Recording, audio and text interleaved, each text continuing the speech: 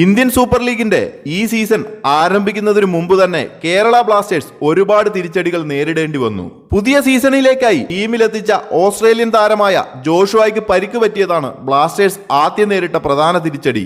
അതിനിടയിൽ ദുരൻ കപ്പിനിടയിലും ഏതാനും താരങ്ങൾ പരിക്കേറ്റ് പുറത്തായതിനാൽ മുഴുവൻ സ്ക്വാഡും ഇല്ലാതെയാണ് ബ്ലാസ്റ്റേഴ്സ് ISL 10ാം സീസൺ ആരംഭിച്ചത്. പിന്നീട് പരിക്കിന്റെ തിരിച്ചടികൾ തുടരുകയായിരുന്നു ബ്ലാസ്റ്റേഴ്സിന്. ടീമിന്റെ ലെഫ്റ്റ് ബാക്കായ ഐബാൻ, മധ്യനിര താരമായ ജിക്സൺ എന്നിവരാണ് പരിക്കേറ്റു പോയത്. ഇവർ അടുത്തൊന്നും കളിക്കളത്തിലേക്ക് തിരിച്ചു വരില്ലെന്ന് വ്യക്തമായതിനു പുറമെ ഏതാനും താരങ്ങൾക്ക് വിലക്ക് ലഭിച്ചതോടെ കേരള ബ്ലാസ്റ്റേഴ്സ് കൂടുതൽ പ്രതിസന്ധിയിലേക്ക് നീങ്ങി.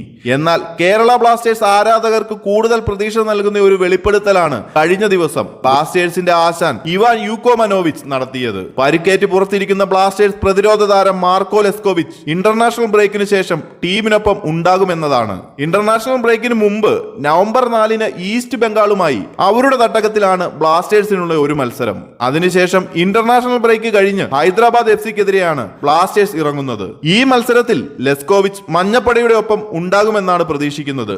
ലെസ്കോവിച്ച് എത്തുന്ന മത്സരത്തിൽ കേരള ബ്ലാസ്റ്റേഴ്സിന് 3 ഇരട്ടി ഊർജ്ജമാണ് ലഭിക്കുക.